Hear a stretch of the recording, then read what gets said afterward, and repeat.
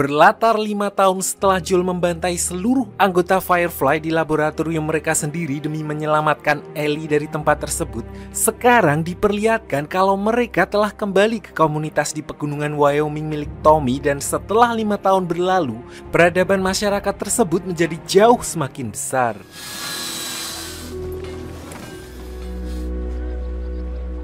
Perlu saya ingatkan kembali, sejak wabah pandemi jamur Cordyceps meledak 20 tahun yang lalu, semua manusia yang terjangkit tiba-tiba berubah menjadi zombie hanya dalam beberapa jam, dan tidak peduli apapun yang dilakukan oleh orang-orang dan pemerintah pada zaman itu, mulai dari lockdown, social distancing, bahkan imunisasi sehari sekali, tetap saja wabah pandemi tersebut menghancurkan tatanan dunia saat ini dan hanya menyisakan sekitar 1% manusia dari seluruh dunia.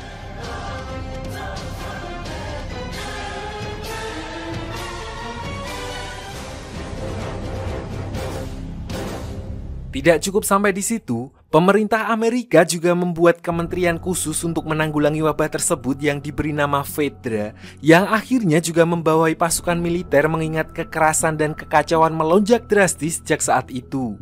Namun di sisi lain, hal itu juga memicu monopoli kekuasaan sehingga orang-orang sipil seolah hanya dijadikan budak, sampai akhirnya beberapa orang termasuk Tommy, adik dari Joel, membangun sebuah komunitas bersama dengan istrinya di wilayah Wyoming, di mana mereka menggunakan asas kesetaraan yang artinya semua orang memiliki hak untuk berpendapat.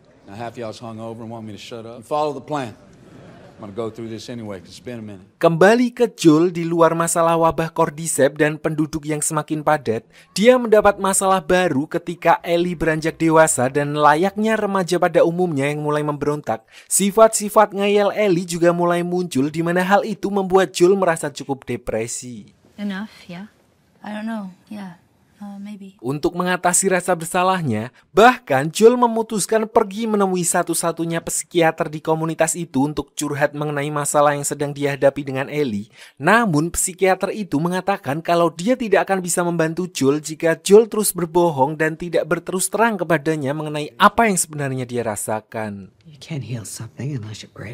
Untuk memberi contoh kepada Joel, psikiater itu lalu mengungkapkan unek-uneknya selama ini, di mana sebenarnya dia menyimpan perasaan benci kepada Joel karena Joel telah menghabisi suaminya, meskipun mereka berdua sama-sama tahu kalau Joel tidak punya pilihan karena suaminya telah terinfeksi dan berubah menjadi zombie. Namun psikiater itu tidak bisa membohongi perasaannya sendiri, dan agar bisa memaafkan Joel sepenuhnya, dia harus mengungkapkan perasaannya tersebut. Say the thing you're afraid to say. Sayangnya, meskipun psikiater itu sudah mencoba untuk membantunya, Joel masih belum mau mengungkapkan yang sebenarnya karena khawatir kalau hal itu akan mengancam keselamatan Ellie.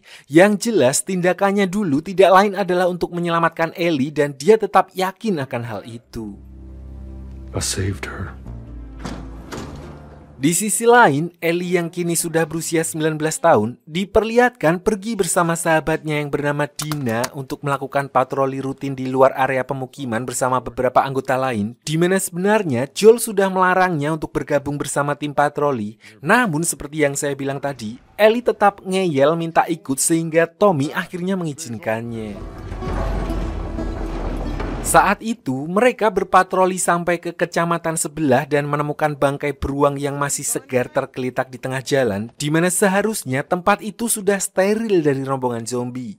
Tentu saja, Ellie dan Dina pun langsung berniat untuk memeriksa tempat tersebut sebelum mereka pulang dan berharap bisa menghabisi beberapa zombie, yang mana sebenarnya hal itu melanggar aturan dari tim patroli pengintaian. Namun karena mereka berdua sama sekali tidak bisa dilarang, sehingga rekan-rekannya yang lain yang sudah hafal dengan watak mereka akhirnya memberikan mereka berdua waktu 5 menit untuk memeriksa tempat tersebut. You just gonna let him go in? Dan benar saja, di dalam, Ellie dan Dina menemukan zombie yang sedang bersembunyi dan berhasil menyingkirkannya dengan mudah seolah mereka hanya bermain-main. Namun saat akan keluar, Ellie tiba-tiba terjatuh ke lantai bawah, di mana secara tidak terduga dia berhadapan dengan seekor zombie yang terlihat berbeda dari zombie yang pernah mereka hadapi selama ini. Kalau sebelum-sebelumnya para zombie terlihat seperti tidak punya pemikiran dan menyerang secara belak-belakan dengan mengandalkan insting mereka saja, Anehnya, zombie yang kali ini berhadapan dengan Ellie justru terlihat mampu membuat rencana penyergapan dengan bersembunyi terlebih dahulu dan menunggu momen yang tepat untuk menyerang Ellie. Dengan kata lain, setelah puluhan tahun berlalu, jamur yang menginfeksi para manusia kemungkinan telah berevolusi dan membuat para zombie itu jadi semakin pintar. Beruntung, Ellie kebal terhadap gigitan zombie sehingga dia akhirnya berhasil menyingkirkan zombie itu sebelum Dina melihatnya.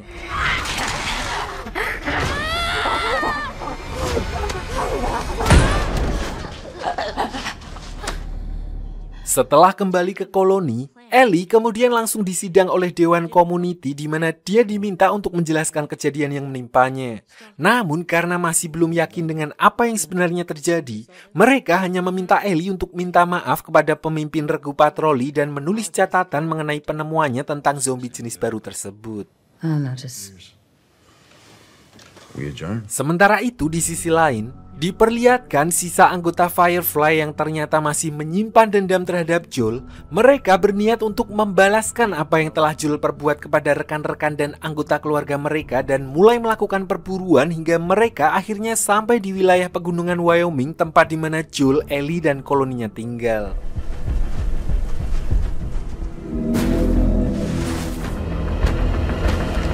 Setelah berhasil menemukan lokasi tempat Joel berada, mereka lalu memutuskan untuk bermalam di sebuah pos pantau yang jaraknya tidak terlalu jauh dari koloni Wyoming. Namun keesokan paginya, mereka dibuat terkejut setelah menyadari kalau koloni Joel ternyata jauh lebih besar dari yang mereka bayangkan, di mana tempat itu bisa dibilang sudah hampir menyerupai sebuah kota dengan berbagai sistem pertahanan yang lengkap. Sebenarnya, mereka sudah menyadari kalau hampir tidak mungkin mereka bisa menembus tempat itu dan menemukan Joel untuk membalaskan dendam mereka, karena mau bagaimanapun juga mereka hanya berlima dan koloni tersebut memiliki penjagaan yang sangat ketat ditambah lagi patroli yang dilakukan secara terus-menerus.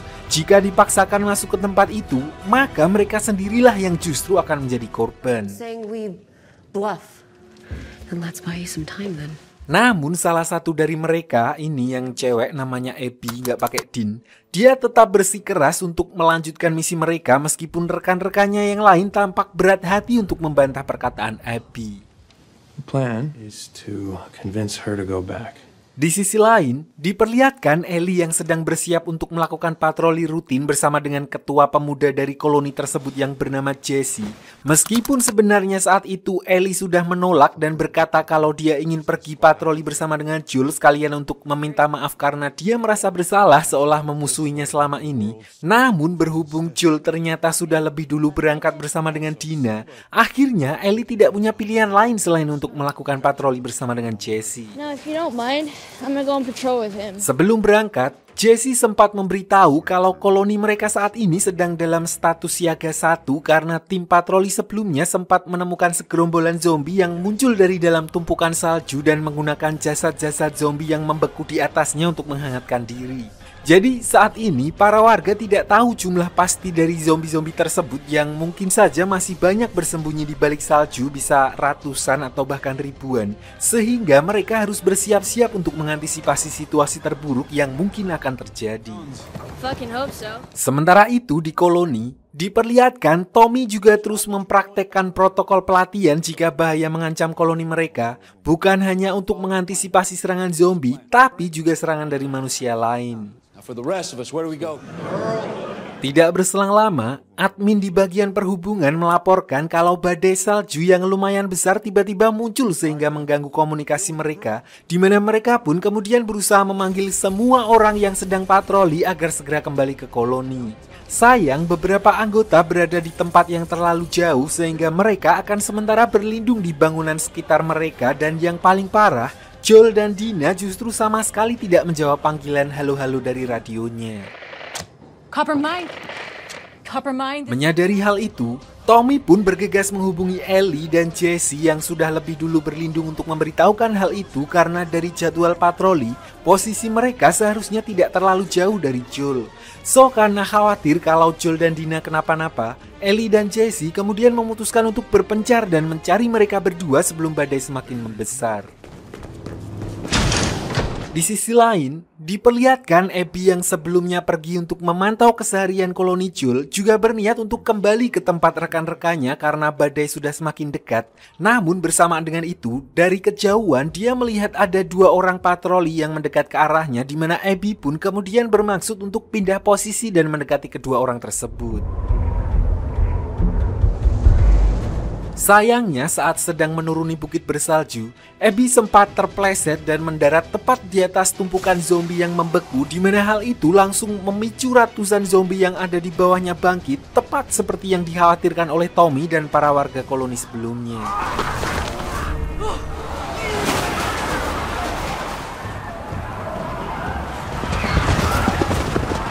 Dari sana, Abby pun bergegas pergi menyelamatkan diri ke dalam sebuah pabrik kosong yang sialnya nggak terlalu ngaruh karena saking banyaknya zombie-zombie itu sehingga mereka dapat dengan mudah membobol tralis dan menangkap Abby.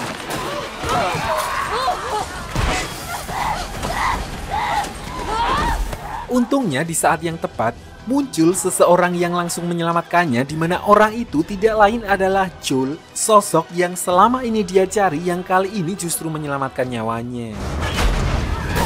Begitu mendengar Dina memanggil nama Joel, disinilah Abby menyadari siapa sosok yang ada di depannya dan langsung memanfaatkan situasi untuk mengajak mereka berdua ke tempat persembunyiannya di atas gunung dengan dalih kalau di sana ada teman-temannya dan mereka memiliki senjata lengkap untuk melawan para zombie tersebut. So, karena saat itu tidak memungkinkan untuk kembali ke koloni karena adanya badai salju, sementara ribuan zombie mengepung mereka, Joel dan Dina akhirnya setuju dan langsung OTW bersama Abby ke tempat persembunyian mereka. Anehnya di tengah pelarian mereka, tiba-tiba ribuan zombie yang mengejar mereka berubah arah menuju ke wilayah koloni, di mana ternyata jaringan vegetatif jamur cordyceps yang tumbuh di bawah tanah sudah mencapai wilayah tersebut. Dan perlu saya ingatkan, cara kerja jamur tersebut adalah sebagai satu kesatuan dan jika salah satu dari vegetasi jamur itu terpicu sedikit saja oleh gerakan yang tidak natural, seluruh bagian dari vegetasi itu akan langsung menyerang. Menyadari hal itu, Tommy pun langsung mengaktifkan protokol pertahanan di mana seluruh wanita dan anak-anak diwajibkan bersembunyi di dalam bunker sementara sisanya bersiap mempertahankan benteng di posnya masing-masing. Get off the street!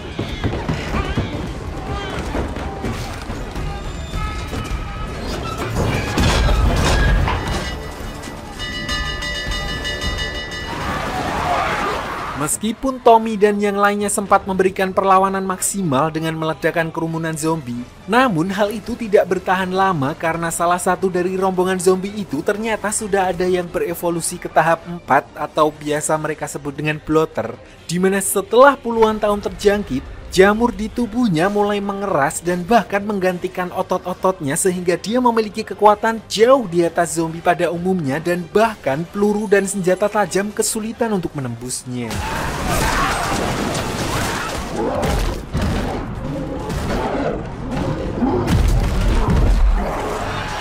Karena ulah bloater itulah, para zombie kemudian berhasil menerobos benteng pembatas dan masuk ke wilayah koloni yang seketika membuat keadaan di dalam jadi kacau.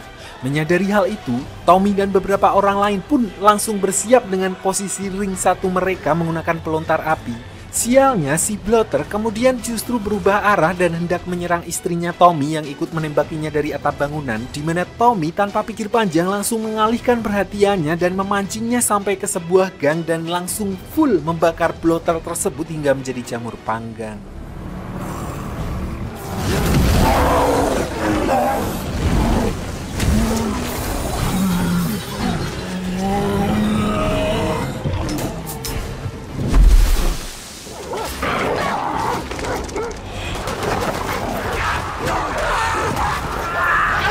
Kembali ke Joel di mana diperlihatkan kalau mereka bertiga akhirnya sampai di tempat Abby dan rekan-rekannya. Saat itu Abby langsung memperkenalkan Joel dan Dina kepada mereka semua dan seketika itu juga rekan-rekan Abby saling lihat-lihatan dan salah satu dari mereka langsung menyandra Dina sebelum Joel menyadarinya.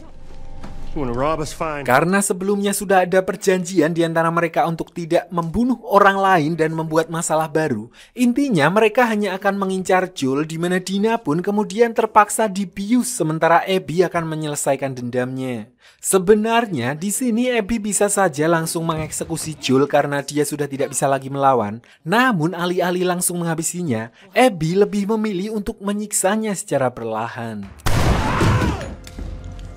Hal itu dilakukan Abby bukan tanpa alasan, melainkan karena salah satu korban dari pembantaian Joel di markas Firefly ternyata adalah ayahnya Abby yang tidak lain adalah seorang dokter yang akan mengoperasi Ellie. Abby tahu betul kalau saat itu ayahnya dihabisi oleh Joel meskipun beliau hanyalah seorang dokter dan tidak punya senjata untuk melawan. Namun Joel seolah tidak peduli dan tetap mengeksekusinya, di mana hal itulah yang membuat Abby menyimpan dendam terhadap Joel dan berusaha untuk memburunya selama 5 tahun terakhir.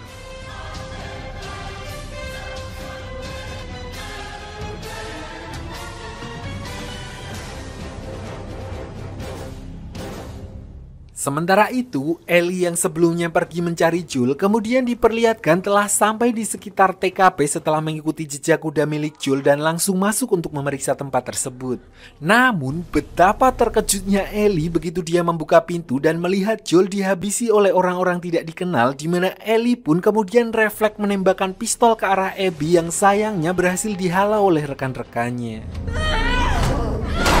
Sadar kalau keberadaan mereka mungkin sudah diketahui, mereka pun segera pergi dari tempat tersebut setelah melancarkan serangan untuk menghambat Ellie, dan disinilah betapa nyeseknya Ellie saat dia mendapat sebuah pelajaran hidup. Dia baru sadar betapa berharganya seseorang yang ada di sekitar kita saat orang itu sudah tiada.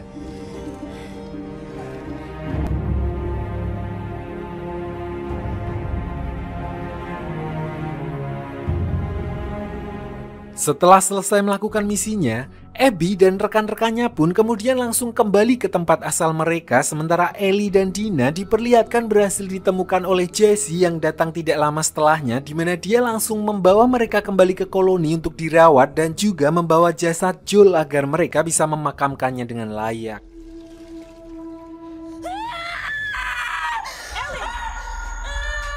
Kembali ke koloni Tommy, meskipun mereka bisa mengatasi gelombang zombie tersebut, diperlihatkan kerusakan yang mereka alami sangat parah dan bahkan korban yang masih selamat pun tetap saja harus dieksekusi setelah terkena gigitan zombie yang akibatnya mereka kehilangan hampir setengah dari populasi produktif yang ada dalam koloni tersebut.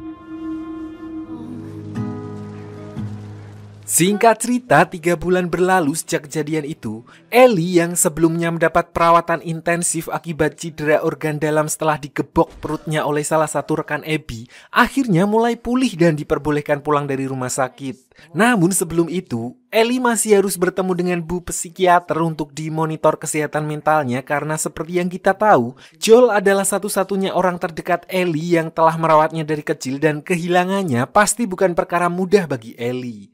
Intinya, bu psikiater hanya ingin memastikan kalau Ellie baik-baik saja dan bisa melanjutkan kehidupannya secara normal seperti biasa. Meskipun dia menyadari kalau Ellie di sini berbohong dan berusaha menutupi perasaannya agar terlihat baik-baik saja, namun pada akhirnya bu psikiater tetap mempersilahkan Ellie untuk meninggalkan rumah sakit agar tidak membuatnya tambah down. Setelah diperbolehkan pulang, Ellie langsung kembali ke rumahnya dan bertemu dengan Dina yang sudah menunggu kedatangannya. Disinilah Dina langsung meminta maaf kepadanya karena selama dia dirawat di rumah sakit, dia menyembunyikan informasi penting mengenai orang-orang yang telah menghabisi Joel sebelumnya. Hal itu dilakukan Dina karena dia tidak ingin mengganggu proses penyembuhan dan mental Ellie karena Dina tahu kalau Ellie yang keras kepala pasti akan memaksakan diri untuk mengejar orang-orang tersebut.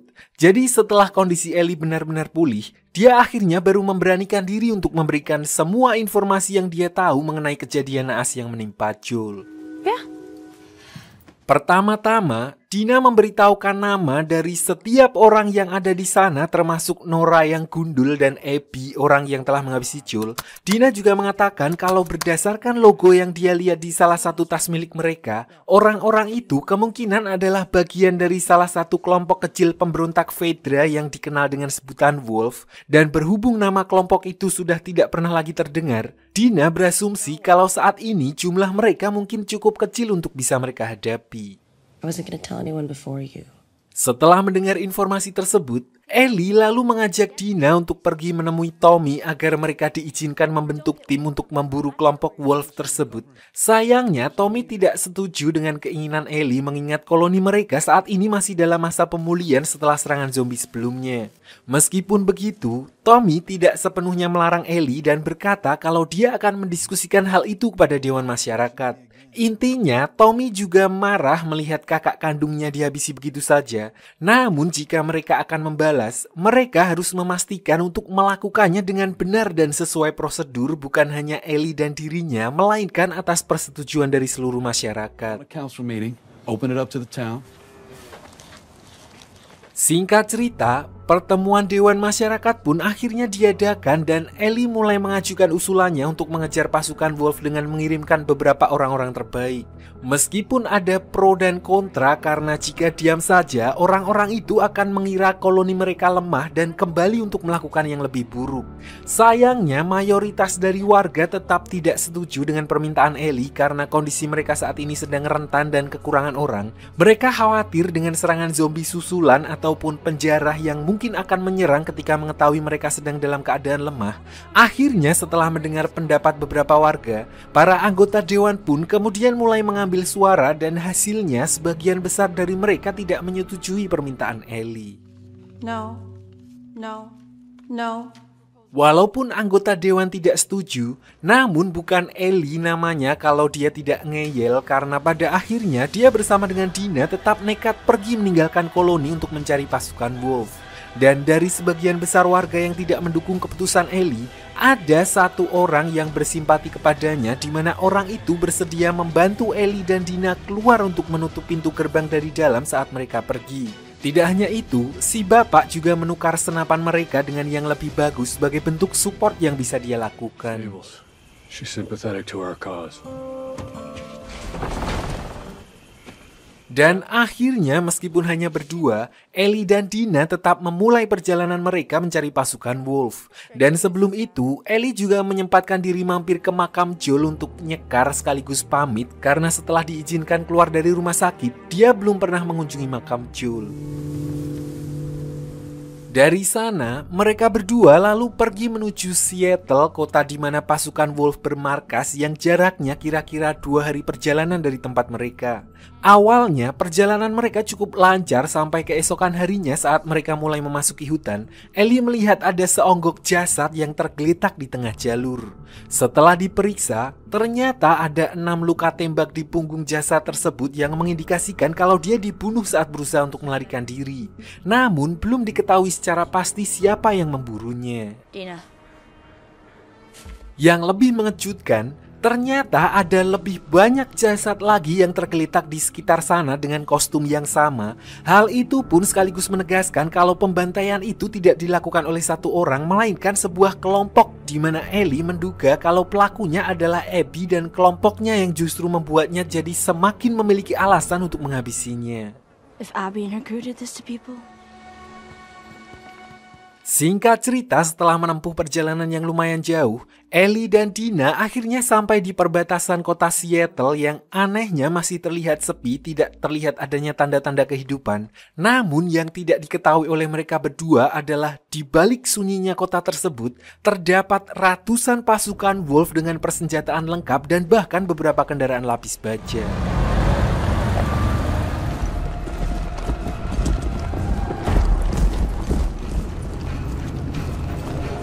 Kembali ke Ellie dan Dina yang mulai memeriksa wilayah tersebut, di mana saat itu mereka hanya menemukan jasad-jasad dari tentara Fedra yang tergeletak dan sudah menjadi tengkorak di sepanjang jalan. Namun saat Dina mulai melihat gedung-gedung sekitar, dia akhirnya menemukan tanda Wolf yang artinya mereka sudah berada di jalur yang benar untuk mencari Abby.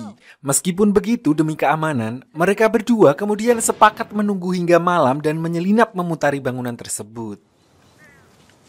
We wait until dark and we head out on foot. Scene lalu flashback 11 tahun yang lalu ketika seorang sersan Fedra bernama Isaac yang sedang berpatroli bersama dengan para anak buahnya, di mana mereka dikejutkan dengan kemunculan orang-orang sipil yang mencegat mereka dan sama sekali tidak membawa senjata. Di sini entah apa yang terjadi setelah berbicara sebentar, Isaac justru membantai semua anak buahnya sendiri dengan melemparkan granat ke dalam mobil lapis bajanya dan hanya menyisakan satu orang.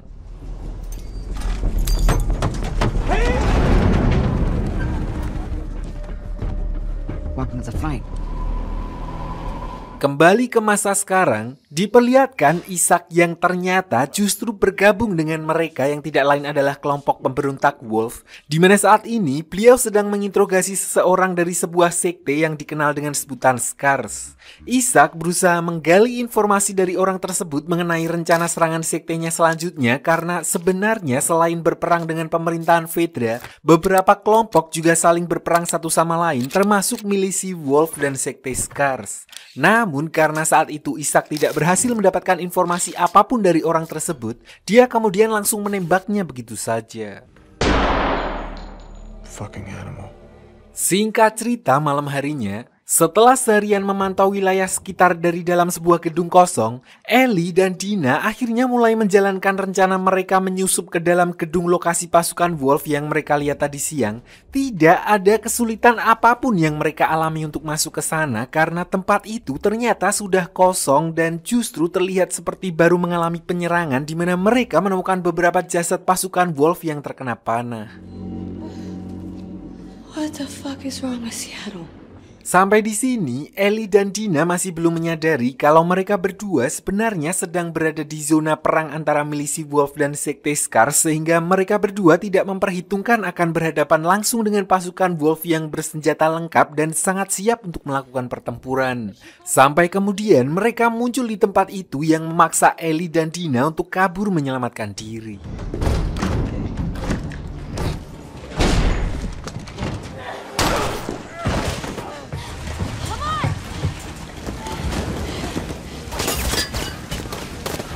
Sialnya, meskipun berhasil kabur dan bersembunyi di gedung kosong lain yang dikira aman, mereka berdua justru masuk ke dalam masalah yang lebih besar karena di tempat itu ternyata ada ratusan zombie standby yang langsung aktif mengejar mereka setelah jaringan vegetatifnya terpicu. Beruntung pasukan Wolf yang mengejar mereka juga tiba di tempat itu sehingga Ellie dan Dina tetap berhasil kabur meskipun sambil bersusah payah sementara orang-orang itu sibuk menembaki ratusan zombie yang muncul di tempat tersebut.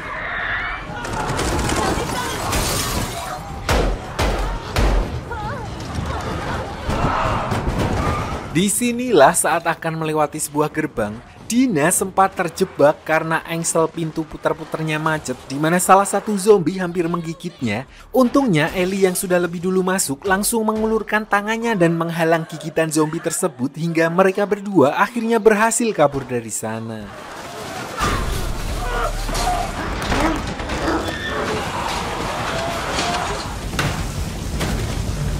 Namun tentu saja, hal itu justru membuat Dina ketar-ketir dan bersiap untuk menembak Ellie karena sesuai protokol, setiap orang yang terinfeksi juga akan berubah menjadi zombie dalam beberapa jam dan di sini Dina masih belum mengetahui kondisi tubuh Ellie yang kebal terhadap infeksi jamur Cordyceps. Menyadari hal itu, Ellie pun akhirnya tidak punya pilihan lain selain memberitahukan rahasianya kepada Dina di mana Ellie memohon agar Dina mengikatnya dan menunggu selama beberapa jam untuk membuktikan kalau tubuh Ellie tidak akan bereaksi terhadap gigitan tersebut. If I turn, shoot me, but I promise. Dan benar saja setelah beberapa jam, Dina akhirnya melihat sendiri kalau tubuh Ellie tidak terpengaruh apapun yang menegaskan kalau dia memang kebal dari infeksi jamur Cordyceps. Singkat cerita, setelah berhasil menyelamatkan diri dari pasukan militer Wolf yang mengejar mereka, keesokan harinya Ellie dan Dina mulai menyusun ulang rencana setelah mengetahui kalau kota tersebut ternyata sedang dalam kondisi perang.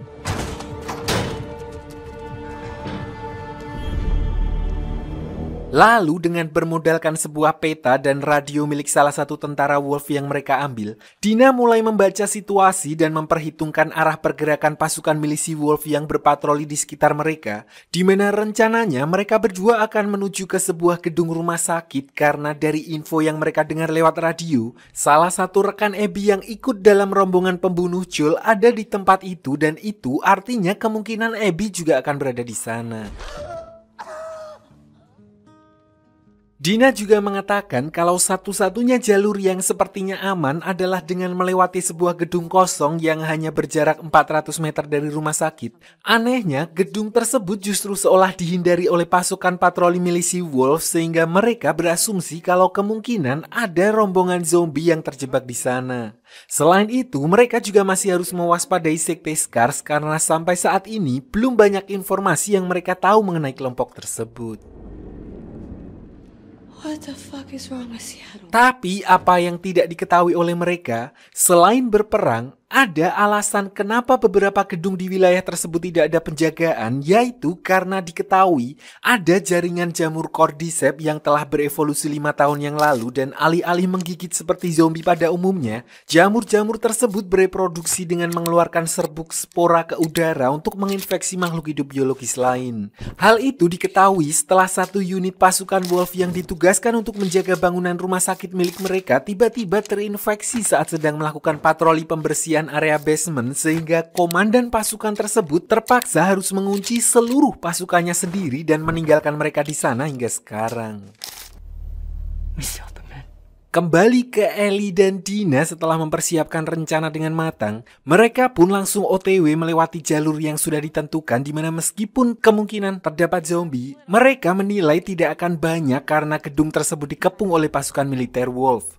Benar saja begitu sampai di dalam, tidak ada satupun pasukan Wolf di mana Dina lalu memperingatkan Ellie untuk tidak berbuat gegabah jika nantinya mereka bertemu zombie. Dia memintanya secara spesifik untuk tidak menggunakan senjata api dan hanya menggunakan pisau agar tidak mengundang perhatian pasukan Wolf. Dan jika keadaan dinilai sudah sangat kepepet, pilihan yang mereka miliki hanyalah melarikan diri.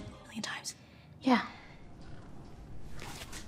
Namun mereka berdua tidak menyadari apa yang akan mereka hadapi di tempat itu karena setelah masuk semakin dalam, mereka justru bertemu dengan zombie pintar seperti yang menyergap Ellie di awal film. Sialnya lagi, tidak hanya satu melainkan belasan bahkan mungkin puluhan zombie dan semuanya seperti sudah berevolusi menjadi lebih pintar, menunggu saat yang tepat untuk mengepung mereka. Go!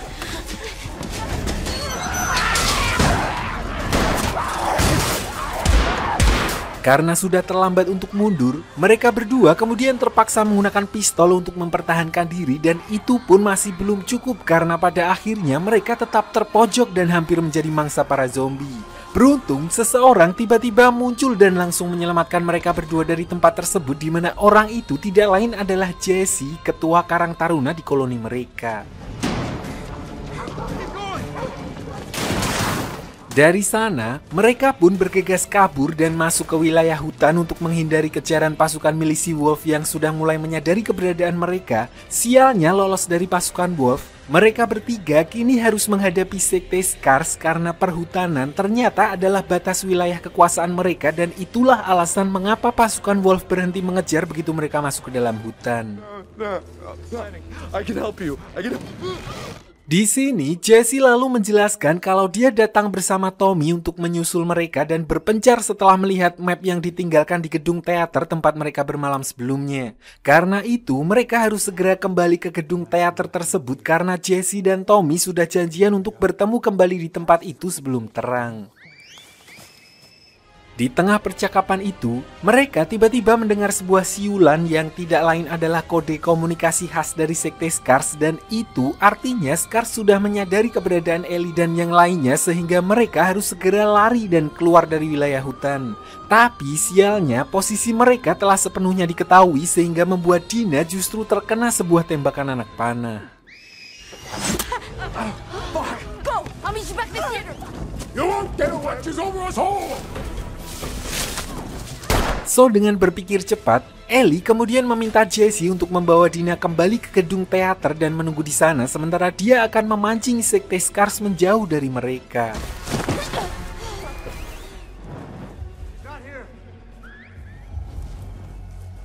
Singkat cerita, meskipun Ellie berhasil meloloskan diri dari kejaran sekte Scars, namun alih-alih balik untuk menyusul Jesse dan Dina, Ellie justru melanjutkan perjalanannya menuju rumah sakit untuk mencari Abby sendirian.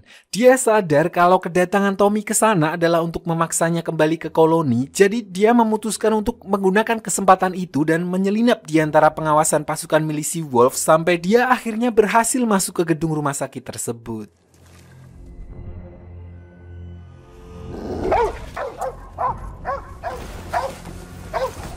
Dengan berbekal informasi perkiraan lokasi yang didapatkan Dina sebelumnya, Ellie kemudian langsung pergi menuju ke sana dan benar saja di tempat itu dia berhasil menemukan Nora yang botak, salah satu rekan Abby yang ikut dalam rombongannya saat menghabisi Joel. You remember me.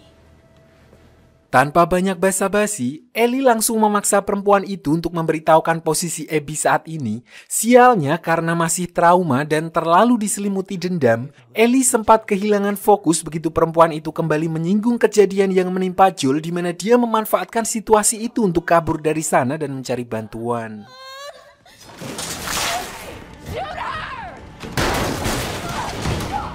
Dalam aksi kejar-kejaran tersebut ditambah beberapa penjaga yang akhirnya juga mengetahui keberadaan Ellie, namun mereka semua langsung mundur ketika melihat Ellie turun ke lantai bawah lewat pintu lift untuk mengejar Nora yang sudah lebih dulu masuk ke sana. Ternyata alasan mereka ketakutan untuk mengejar Ellie tidak lain adalah karena lantai bawah rumah sakit tersebut adalah tempat di mana para anggota Wolf diisolasi, tempat yang sama di mana jamur Cordyceps telah berevolusi dan menginfeksi korban dengan spora melalui jalur udara. Ellie yang belum mengetahui hal itu kemudian mulai menyusuri lantai basement rumah sakit secara berlahan di mana dia akhirnya juga menyadari kalau ada yang aneh dari tempat tersebut. Selain sudah dipenuhi jaringan jamur Cordyceps, Ellie juga melihat ada 2 orang yang sudah terinfeksi dengan kondisi yang cukup aneh. Dibilang masih hidup enggak, tapi berubah jadi zombie juga enggak. Dan karena menilai kalau mereka bukan ancaman, Ellie pun melanjutkan pencariannya hingga dia akhirnya menemukan Nora yang sudah meringkuk di pojokan karena telah mulai terinfeksi. Di sini, Nora kemudian mengatakan kalau mereka berdua sebentar lagi akan tewas karena telah terinfeksi spora jamur yang menyebar lewat udara. Namun, ekspresinya seketika berubah setelah menyadari kalau hal itu ternyata tidak berpengaruh terhadap Ellie. Dia pun akhirnya tahu kalau Ellie adalah si anak kebal yang membuat Joel rela membantai seluruh anggota Firefly dulu. Meskipun Nora berusaha menjelaskan kalau apa yang dilakukan Abby adalah sebuah aksi pembalasan karena Joel telah membunuh ayahnya, namun Ellie sama sekali tidak peduli dan tetap memintanya untuk memberitahukan di mana Abby berada. Bahkan Ellie juga tidak segan untuk menyiksanya dan seolah berubah menjadi pembunuh berdarah dingin persis seperti apa yang dilakukan Abby kepada Joel sebelumnya. Jadi belakangan ini, ternyata Ellie sudah mengetahui apa yang sebenarnya terjadi di markas Firefly dan alasan Joel menyelamatkan dirinya di mana itu semua berawal beberapa tahun silam setelah Ellie melewati masa remaja dan masuk ke usia dewasa. Hey, kiddo. Saat itu layaknya seorang remaja yang baru beranjak dewasa, Ellie mulai banyak mencoba hal baru yang sedikit banyak membuat Joel agak khawatir sehingga mereka berdua akhirnya sering berselisih di mana Joel terlalu mengkhawatirkan Ellie sementara Ellie yang merasa sudah dewasa menganggap kalau Joel terlalu mengekangnya. Joel, what the fuck? It's not done yet. It's gonna look better. Leave. Lalu saat Ellie memasuki usia 19 tahun, dia juga mulai mempertanyakan soal kejadian dulu saat Joel membawanya kembali dari markas Firefly. Bahkan dia sempat menulis beberapa pertanyaan untuk ditanyakan langsung kepada Joel karena menurutnya ada beberapa hal yang janggal dari semua penjelasan Joel kepadanya selama ini. Sayangnya Ellie belum punya kesempatan untuk membahasnya secara langsung karena sejak saat itu hubungan mereka justru semakin renggang. Puncaknya adalah ketika ketika Ellie mendapatkan tugas patroli pertamanya. Your first patrol. Saat itu, Joel yang niat awalnya pergi patroli bersama dengan Ellie untuk memberikan training kepadanya, tiba-tiba mereka menerima panggilan darurat dari HT yang memberitahukan kalau ada salah satu tim patroli yang mendapat serangan zombie tidak jauh dari mereka. I'll be there in 10. Mendengar hal itu, Joel pun langsung berniat untuk pergi sendiri dan meminta Ellie segera kembali ke koloni karena situasinya dianggap terlalu berbahaya bagi Ellie yang masih noob. Dan tentu saja seperti yang sudah bisa ditebak, Ellie jelas ngeyel dan bersikeras untuk ikut sehingga Joel yang kemurungsung tidak punya pilihan lain selain membiarkan Ellie ikut dengannya. Meskipun sudah OTW secepat mungkin, sayangnya mereka tetap saja terlambat karena tim patroli itu sudah keburu diserang zombie dan hanya menyisakan satu orang bernama Eugene, yang tidak lain adalah suami dari si psikiater yang menangani Ellie dan Joel di episode sebelumnya. Dan sialnya, dia pun ternyata sudah terkena gigitan dan hanya tinggal menunggu waktu sampai benar-benar terinfeksi menjadi zombie. Come on. Okay. Sebenarnya di sini Eugene sudah sangat kooperatif dan menyadari kalau dia harus segera dieksekusi. Namun sebelum itu, dia meminta kepada Joel untuk diizinkan kembali ke koloni agar dia bisa bertemu dengan istrinya, paling tidak untuk mengucapkan selamat tinggal meskipun cuma sampai gerbang depan saja. Melihat dari gejalanya, di sini Ellie berpikir kalau Eugene masih memiliki waktu beberapa jam sebelum dia terinfeksi sepenuhnya sehingga masih sangat mungkin mereka bisa membawanya untuk yang terakhir kalinya menemui istrinya. Joel, let him see his fucking wife. Namun entah kenapa Joel yang sangat ketat, dia justru seperti tidak peduli dengan hal itu di mana koloni sudah punya aturan baku yang harus dipatuhi. Dan yang lebih parahnya lagi, dia tega melimpe Ellie dengan memintanya untuk mengambil kuda mereka dan berjanji untuk membawa Eugene kembali yang padahal Joel tetap mengeksekusinya begitu Ellie pergi meninggalkan mereka. Tidak berhenti sampai di situ, setelah mereka kembali ke koloni dan menyerahkan jasad almarhum Eugene kepada istrinya, Joel juga terpaksa berbohong agar situasinya tetap kondusif dengan mengatakan kalau infeksi beliau sudah terlalu parah saat mereka menemukannya sehingga beliau akhirnya memilih untuk on goal karena sudah tidak bisa terselamatkan lagi. You swore. Mendengar hal itu, Ellie yang sudah muak akhirnya memilih untuk mengatakan fakta sebenarnya kepada istri almarhum di mana almarhum sebenarnya masih punya cukup waktu dan sempat memohon agar diizinkan menemuinya untuk yang terakhir kali. Namun Joel tidak mengizinkannya dan memilih untuk langsung mengeksekusinya saat itu juga. Kejadian itulah yang menjadi puncak keregangan hubungan Ellie dan Joel di mana mereka berdua bahkan sempat saling tidak bicara satu sama lain selama beberapa bulan hingga akhirnya saat acara malam tahun baru, Ellie sempat marah kepada Joel yang berniat membantunya saat dia sedang berselisih dengan salah satu warga koloni. What is wrong with you?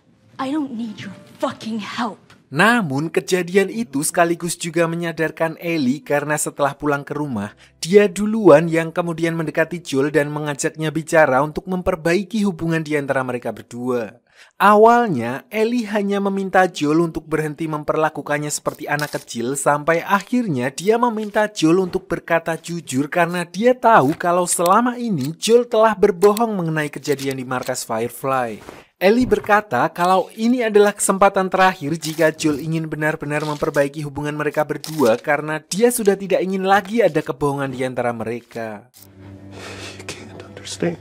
Mendengar hal itu, Joel yang sudah sangat menyayangi Ellie seperti anaknya sendiri pun akhirnya tidak punya pilihan lagi dan mengakui semuanya kepada Ellie di mana dia sebenarnya memang telah merebut kembali Ellie dari tangan Firefly secara paksa. Selain itu juga tidak ada anak lain yang kebal terhadap infeksi jamur seperti yang dikatakan Joel dulu, yang artinya Joel telah menggagalkan satu-satunya kesempatan untuk menciptakan obat bagi umat manusia.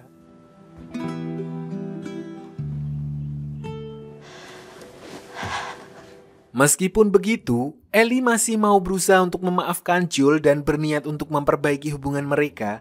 Naas, Joel justru tewas dihabisi oleh Abby beberapa hari setelahnya dan itulah yang membuat Ellie begitu merasa bersalah dan menyimpan dendam terhadap Abby.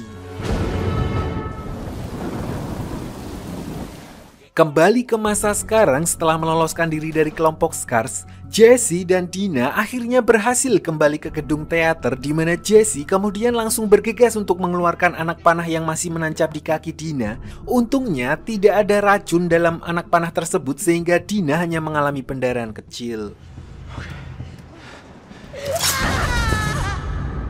Lalu tidak berselang lama setelah kondisi Dina mulai stabil, Ellie akhirnya juga berhasil kembali ke sana dan langsung mengecek keadaan Dina, di mana dia memberitahu kalau sebelumnya dia telah berhasil menyusup ke dalam gedung rumah sakit dan bertemu dengan Nora.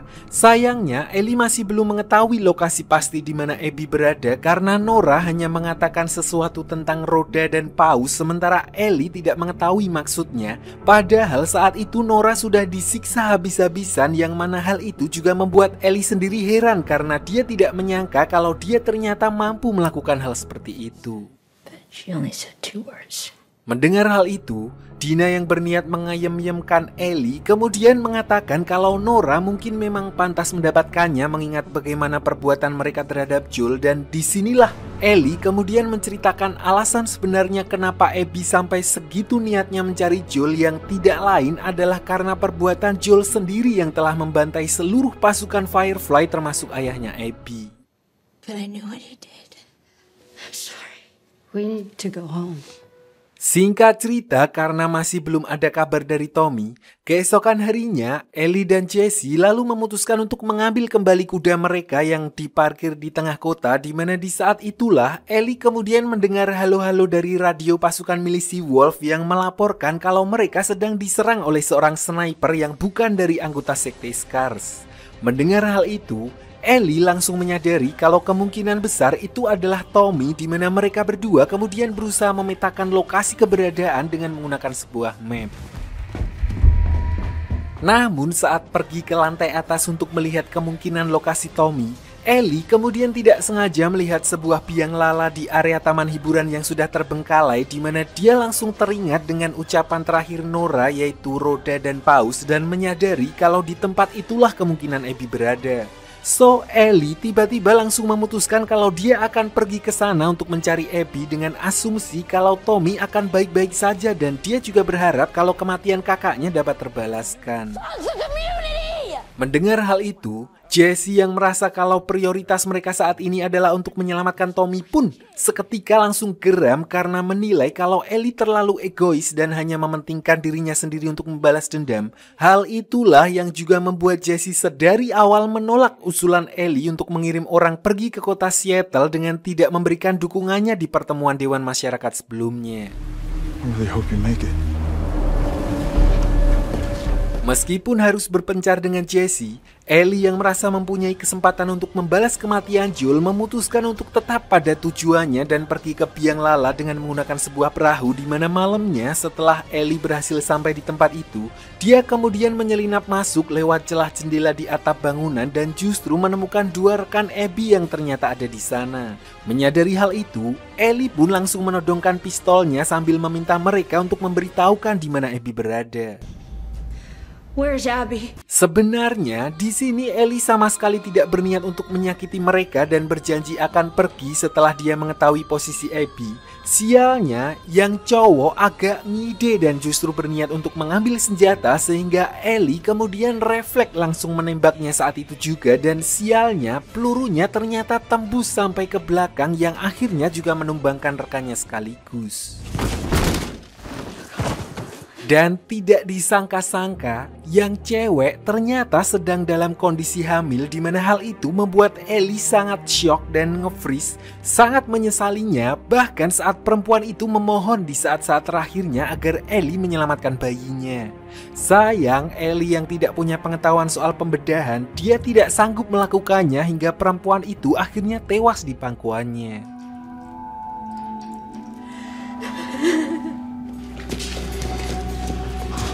Singkat cerita, setelah dijemput oleh Tommy dan juga Jesse, mereka bertiga kemudian kembali ke gedung teater dan berencana untuk pulang ke koloni mereka di Wyoming karena kejadian semalam membuat Ellie sangat terpukul dan merasa bersalah sehingga dia akhirnya memutuskan untuk menyudahi misi balas dendamnya kepada Abby. Selain itu, dia juga tidak punya petunjuk apapun mengenai keberadaannya. Namun tidak berselang lama setelah Tommy meninggalkan ruangan itu, dia mendengar suara ribut-ribut dan langsung berlari menghampirinya. Naas begitu mereka membuka pintu, Jesse langsung terkena tembakan di mana pelakunya tidak lain adalah Abby karena dia mengira kalau rekan-rekannya telah tewas dibunuh oleh Tommy dan berniat untuk membalaskan perbuatan tersebut. Sampai di sini untuk menyelamatkan Tommy, Ellie menjelaskan kalau dialah yang telah membunuh kedua rekan Abby meskipun Ellie bersumpah kalau dia sama sekali tidak berniat untuk melakukannya. I let you live. Dan begitu melihat Ellie, Abby pun langsung mengenalinya dan seketika itu juga You wasted it. Fuck off! entah apa yang terjadi dengan Ellie, scene lalu beralih ke Abby di Seattle di mana hal ini sekaligus menjadi ending dari season 2 seri Last of Us, di mana seri yang ketiga yang kemungkinan terakhir akan menceritakan tentang sudut pandang dari Abby ketika Joel menghabisi ayahnya sampai dia bergabung bersama dengan pasukan Wolf dan bertemu dengan Ellie. So, kita tunggu aja, mungkin tahun depan, mungkin depannya lagi, mungkin nggak dibikin, ya kita mah nonton aja. Gimana lagi?